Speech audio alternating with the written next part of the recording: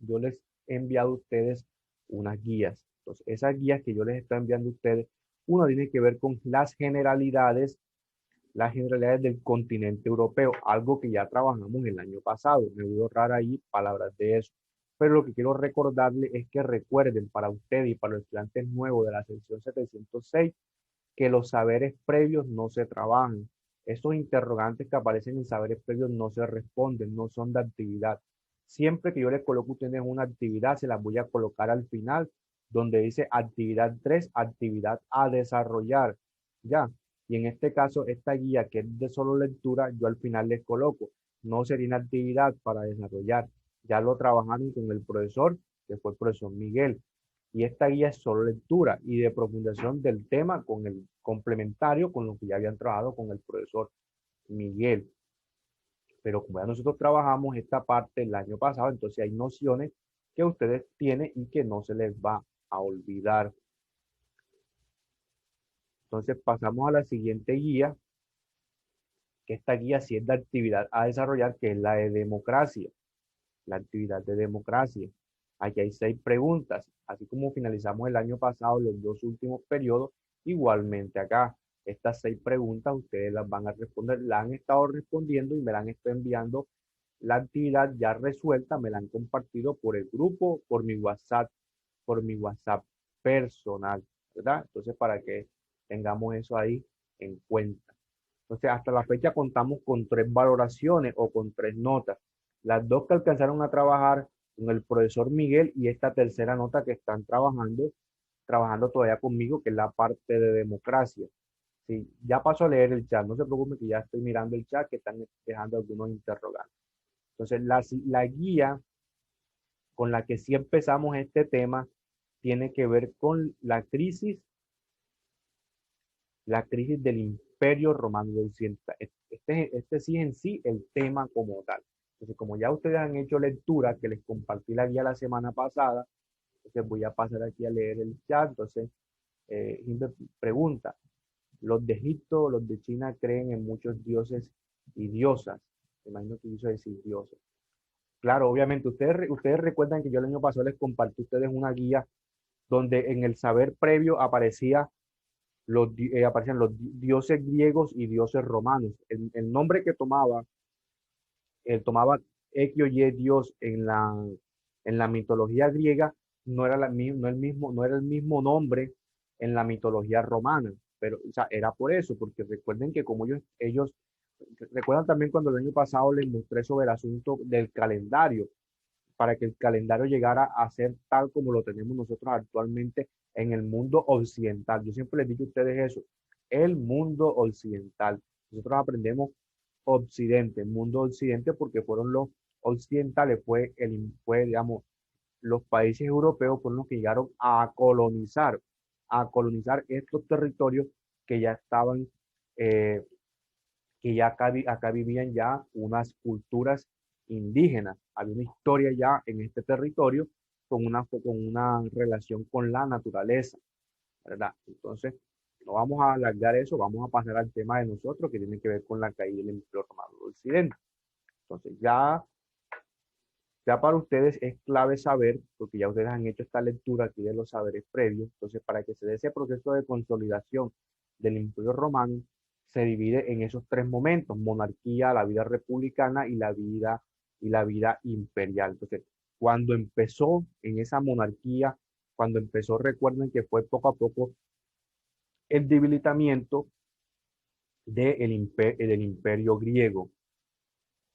Obviamente que estos pueblos del mar Mediterráneo, de Europa, entre esos la península de los Apeninos, que recuerden que en la península de los Apeninos es donde está ubicado, donde se ubicó todo este gran imperio romano. Entonces, cuando ya estuvo esa gran consolidación de una gran monarquía, poco a poco ese concepto de democracia, ese concepto de congreso, ese concepto de utilizar la razón, utilizar, digamos, como los significados o los mensajes que les entregaban los dioses, eran utilizados para que poco a poco fueran avanzando estas sociedades.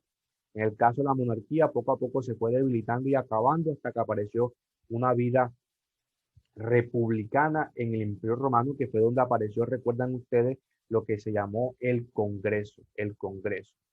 Pero como poco a poco, también igualmente fueron pasando ahí emperadores que fueron tomando el poder en el Imperio Romano, llegó un momento donde tenían tanto poder y que digamos, los emperadores no podían dormir, los emperadores no podían pestañear porque automáticamente podían ser asesinados, como pasaron con varios.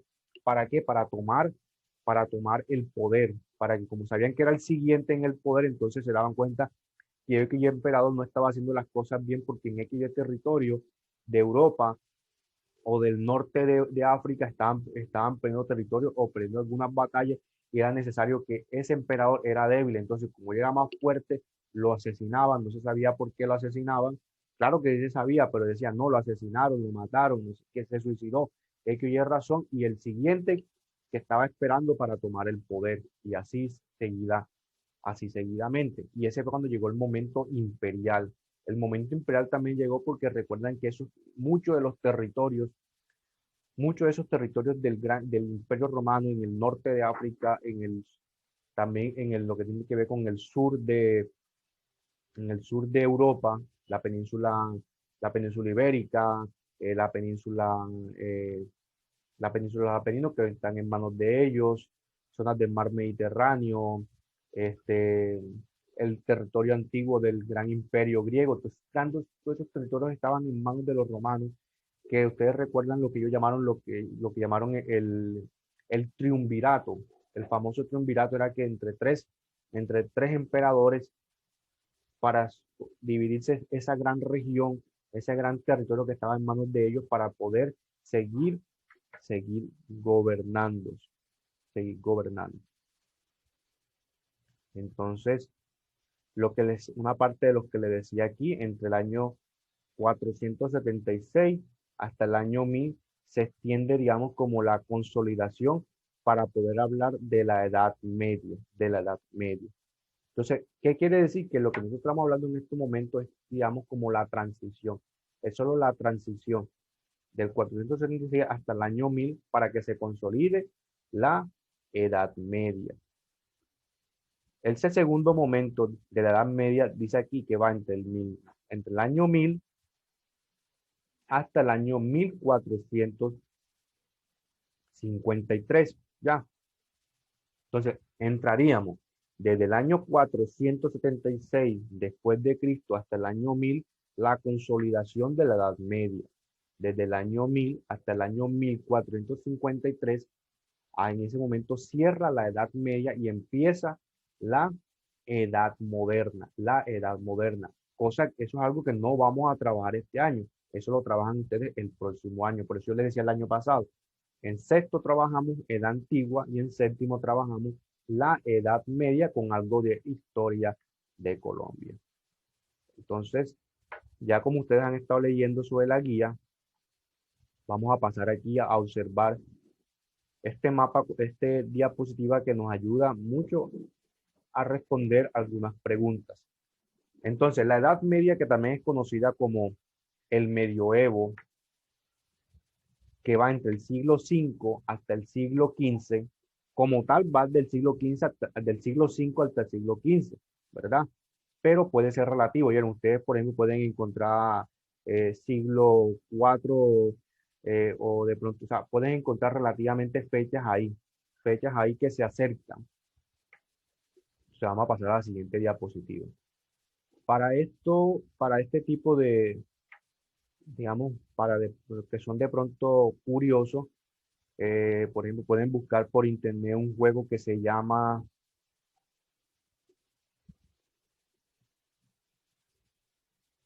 hay un juego que se llama, un juego muy viejo y es como interesante, se llama Edad de Imperio, Edad de Imperio, donde usted es una persona que crea un gran imperio y confronta y crea digamos, sus ejércitos y alimenta a su pueblo y poco a poco digamos, como que avanzando esas civilizaciones hasta llegar digamos, como hasta la edad moderna. Entonces el juego se llama Edad de Imperio. No creo que debe, No creo que debe, como es, no sea mucho la descarga, pero hay juegos que sí que permiten en primera persona. No, creo que no, estos no son en primera persona, creo que son en segunda o tercera persona, que pueden ustedes jugar y que les va mostrando. Estos son juegos de hace más de 15 o 20 años que son muy buenos para este tipo de temas, para que ustedes de pronto vayan asimilando y vayan dando cuenta cómo se va desarrollando estos procesos imperiales. A ver, todos dicen ahí que todos de imperio, no, el que le digo se llama Edad de Imperio, Edad de Imperio. No el dios de la guerra o el dios del imperio, no. Entonces, bueno, vamos a pasar a la segunda diapositiva para que nos respondamos algunas preguntas que ya ustedes han hecho en lectura de la guía. Correcto, Helen Puente, así se llama. En inglés sería así, Edad de Imperio. Entonces dice, del Imperio Romano al periodo medieval. Entonces hace una pregunta, ¿por qué acabó el Imperio Romano? Nos responde, no existe una única razón, por lo que se dice que fue un proceso multicasual. O sea, se fueron dando, poco a poco se fueron dando unas situaciones, unas casualidades, entre, como no tenían, ya no, digamos, como que esos emperadores en esa última etapa imperial del gran imperio romano tenían la capacidad de seguir sometiendo a otros pueblos. Por eso es que van a aparecer lo que se conoce como los pueblos bárbaros, esos pueblos bárbaros que estaban ubicados en Europa. Todo ese mapa de Europa se dividió en varias poblaciones, que eso lo vamos a mencionarlas más adelante en otra guía que les voy a compartir. Los godos, los visigodos, y hay otros 5 pueblos más que estaban divididos en todo lo que tiene que ver con Europa. Entonces, poco a poco, estos pueblos, al ver que ese gran imperio romano ya no era el gran imperio romano, fueron poco a poco sometiendo y ocupando sus territorios que habían sido sometidos por el gran imperio romano y otros emperadores poco a poco hasta que dividieron Constantino, dividió el gran imperio romano en dos, porque obviamente apareció algo muy importante de la Edad Media, que fue la religión. Las primeras religiones aparecieron en la humanidad para el gran imperio romano de Oriente, para el Islam y para los otros pueblos. Entonces, las primeras tres religiones que aparecen en la humanidad. Entonces, por eso dice, las causas son de diversos tipos, dentro de las cuales no hay una que explique el proceso por sí solo. Entonces, vamos a pasar a la siguiente diapositiva. ¿Cuáles son las principales causas que hoy se conocen? Miren, la primera causa, cristianismo y pérdida de costumbres cívicas. Sí, ya se dan cuenta que ya comienza a aparecer la religión, el cristianismo como un factor importante para el Imperio Romano, para el momento de dividirse, porque cuando se crea el Imperio Bizantino, o también Imperio Romano de Oriente, ellos toman la religión cristiana como su religión principal, que es lo que ustedes a veces conocen, a veces ustedes lo escuchan como las famosas cruzadas. Iban siempre con la cruz, siempre había un caballero con una cruz bendiciendo la guerra. Segundo punto, barbarización del imperio y cambios culturales. Claro, al darse cuenta que el imperio ya estaba debilitado, cada quien comienza de pronto a apoderarse o someter territorios que estaban en manos de los romanos. Y por eso aparecen los denominados pueblos bárbaros, que más adelante serán las invasiones bárbaras.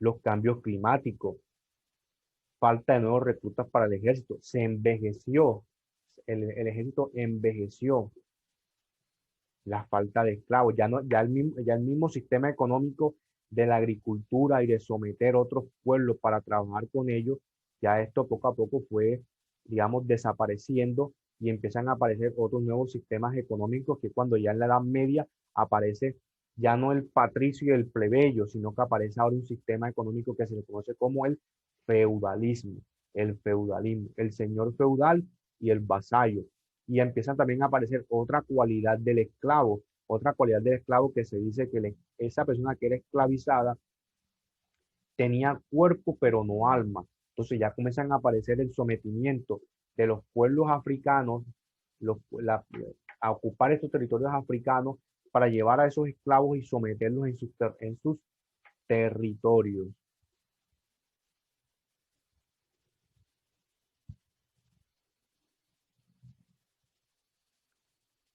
Bueno, aquí nos hace una descripción rápida, pero no pasemos hasta allá, porque eso es lo, digamos, lo que vamos a trabajar en el transcurso de las siguientes semanas.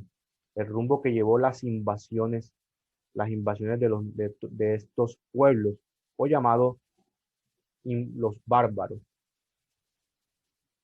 Claro, lo que quieran pueden descargar el juego, se llama así Edad de Imperio. Entonces vamos a pasar a ver un video que nos explica, un video muy explicativo respecto a la caída del Imperio Romano.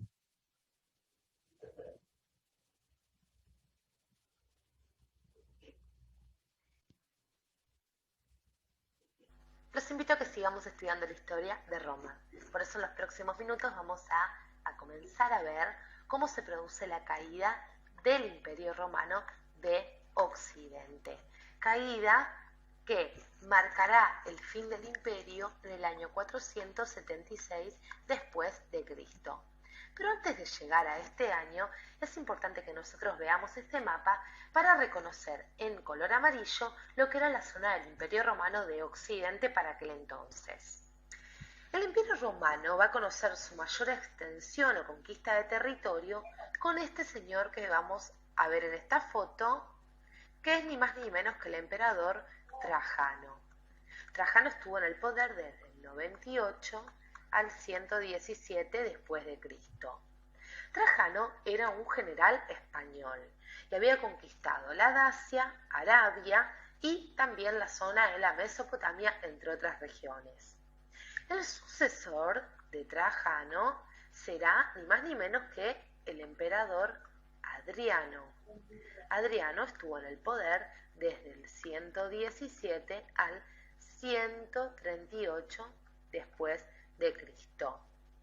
Y supo ser también uno de los emperadores más importantes o destacados del imperio porque fortaleció las fronteras y reformó el ejército, convirtiéndolo en en un ejército mucho más poderoso y temible, sobre todo porque el Imperio Romano tenía amenazas constantes de invasiones de los pueblos bárbaros que rodeaban a su territorio.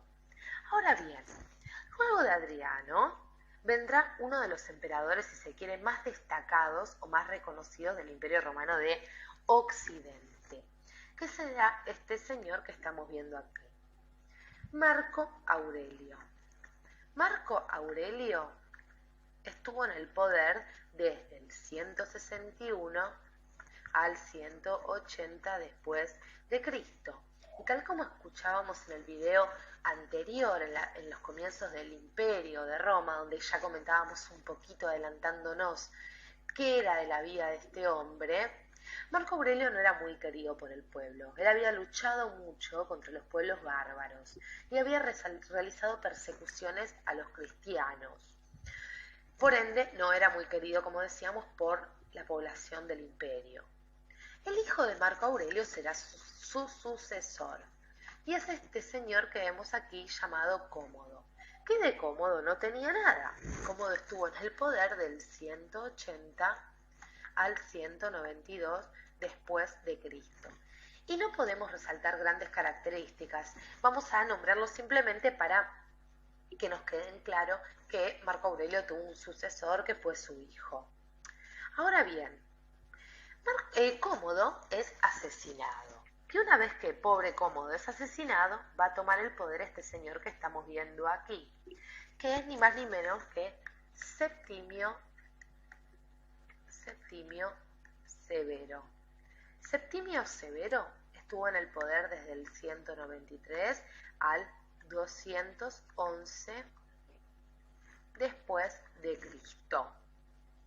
Y entre las características de su imperio, de su etapa imperial, podemos decir que él iniciará lo que se conoció como la dinastía de los Severos, una de las dinastías más importantes del imperio. Además, él va a restablecer, si se quiere, la unidad dentro del imperio. Muy bien, ¿qué va a pasar? Una vez que se establece esta dinastía de los Severos y los años pasaban, va a empezar una etapa de crisis. Comienza una etapa de crisis. La vida durante todo el Imperio Romano, como vamos viendo a lo largo de nuestros videos, fue muy tumultuosa y se iba modificando con el paso de los tiempos y también dependiendo del emperador que tenían. Por eso, lamentablemente, al imperio de Septimio Severo se le podrá adjudicar una etapa de crisis también, tal como pasaba con muchos emperadores. En el momento, en esta etapa de crisis, muchos emperadores eran nombrados por los ejércitos y morían asesinados, por lo cual imagínense que nadie quería ascender al trono en aquel entonces. Ahora bien, vamos directamente a lo que fue la etapa del fin del imperio. Y para eso vamos a tener que hablar de un personaje muy importante, porque pasados muchos años aparecerá en escena un emperador, si se quiere, uno de los emperadores más conocidos del Imperio Romano, que vamos a ver a continuación en nuestras imágenes. Este señor que vemos arriba de nuestro mapa es ni más ni menos que Constantino. Constantino estuvo en el poder desde el 306 al 337 después de Cristo. Y supo ser todo un reformador, porque él va a trasladar la capital del imperio, que estamos marcando aquí, hasta Constantinopla. Y es aquí donde los historiadores consideran que se establece la verdadera división del Imperio Romano de Occidente con respecto al de Oriente, marcado el de Occidente en color verde en nuestro mapa y el de Oriente en color amarillo. Entonces, se puede decir que entre las grandes reformas de Constantino, esta fue la más importante o una de las más importantes. Los emperadores que le van a seguir a Constantino tuvieron que oponerse al creciente peligro que ocasionaban los pueblos bárbaros, ya que estos amenazaban desde hacía tiempo el imperio. Entonces hacían que el imperio entre constantemente en crisis internas. Ahora bien, como decíamos, durante varios años el Imperio Romano estuvo regido por diferentes imperios, pero va a aparecer posteriormente un imperio, o un gobierno, mejor dicho, del imperio tripartito. Gobierno tripartito. ¿Y por quién estaba formado este gobierno tripartito? Por Teodosio, por Graciano y también por Valentiniano II. Valentiniano II. Ahora bien, una vez que mueren Graciano y Valentiniano, Teodosio queda al poder. Y es aquí donde a muchos historiadores o investigadores les surge la pregunta, porque consideran que es con Teodosio que se hace la división exacta del Imperio Romano, tanto en Oriente como en Occidente, ya que Teodosio, antes de morir, va a dividir al imperio dándole a su hijo Arcadio la zona del Imperio Romano de Oriente y a su hijo Honorio le dará lo que correspondería al Imperio Romano de Occidente. Muy bien, pero ¿qué pasará por Honorio? Nosotros decíamos que es acá que estamos contando la etapa final del imperio, la fase final del Imperio Romano de Occidente. Entonces, a Honorio le va a pasar que se va a comenzar a sentir invadido, y esto es efectivamente porque comienzan a invadirlo los pueblos bárbaros. Van a entrar los godos, entran en Roma. Y no solo los godos entran en Roma, sino que también Honorio va a perder la zona de Galia, Hispania y Britania. Luego tomaría el trono Valentiniano III, el sucesor de Valentiniano II, que estaría en el poder desde el año 423 hasta el año 455. Imagínense que esta ya era la etapa de total decadencia del Imperio Romano de Occidente, considerando que en el 475 se marca en la línea histórica el fin del Imperio Romano de Occidente.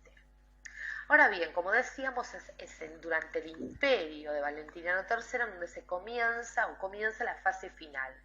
Y en los próximos 20 años se van a suceder diferentes emperadores, siendo el último emperador del Imperio Romano de Occidente el señor Rómulo Augustulo, que encontraría o imperaría la etapa final. Los pueblos germánicos, que habían servido como mercenarios en el ejército romano, se comenzaron a adueñar del Imperio Romano de Occidente. Pero, y para eso volvamos a nuestro mapita, el Imperio Romano de Oriente no sería tan fácil de conquistar. Por eso en los próximos videos veremos qué sucede con este Imperio Romano de Occidente durante los próximos 10 siglos posteriores. Ok, bueno, vamos a dar finalizada la jornada de hoy. Estoy leyendo ahí el chat. Entonces, algunos preguntan, por ejemplo, Giovanni Mejía pregunta, profe, entonces los bárbaros existieron o no. No, claro, los bárbaros existieron. Pues miren, en esta zona de aquí, era donde estaban ubicados los pueblos bárbaros. Ustedes recuerden que miren, aquí donde hace esta división, que era lo que antiguamente trabajamos el año pasado, que fue sobre el imperio griego, toda esta zona aquí del gran imperio griego, que también tuvieron muchos de estos territorios del mar Mediterráneo. Al debilitarse o aparece, recuerden que aparecen las dos ciudades-estado y lo que tiene que ver con ese mito romano de, de la loba, entonces aparece ese mito, ¿no? Etcétera, etcétera, y hasta que se da una consolidación del gran imperio romano, también ocupando todos estos territorios que están en verde, hasta que ya llega un momento de la etapa imperial que se debilita, pero obviamente que esos pueblos bárbaros sí existían. Recuerden que los pueblos bárbaros eran esos pueblos señalados por los romanos, que eran personas que no tenían educación, que como no hablaban la misma lengua, como no tenían la misma cultura, la misma caballerosidad, la misma forma de vestimenta de los romanos, entonces eran señalados como bárbaros, personas que no tenían esa cultura o idiosincrasia que tenían los romanos. Pero cuando se fue debilitando, estos pueblos bárbaros que fueron avanzando tenían también sus ejércitos hasta que llegaron la posibilidad de ocupar los territorios que antiguamente eran de ellos porque eran sometidos por los romanos cuando Roma tenía un gran ejército, un gran ejército fuerte, porque esos militares poco a poco fueron poco a poco perdiendo fuerza. Entonces preguntan, profe, ¿y los vikingos son de dónde? Claro, obviamente también aparecen unos pueblos vikingos, pero lo daremos, vamos según a los tiempos, vamos según a los tiempos, que esta parte acá ya es bastante interesante porque es que son muchas cosas de las que ustedes de pronto ya han estado viendo de pronto algunas series o películas de Netflix. O sea, nada de lo que, por ejemplo, ustedes ven de pronto algunas películas de Netflix, que ustedes ven cosas así como a veces con cosas muy dadas a la antigüedad, nada de eso, dada a la antigüedad o la Edad Media, nada de eso se está equivocando. Entonces, les voy a compartir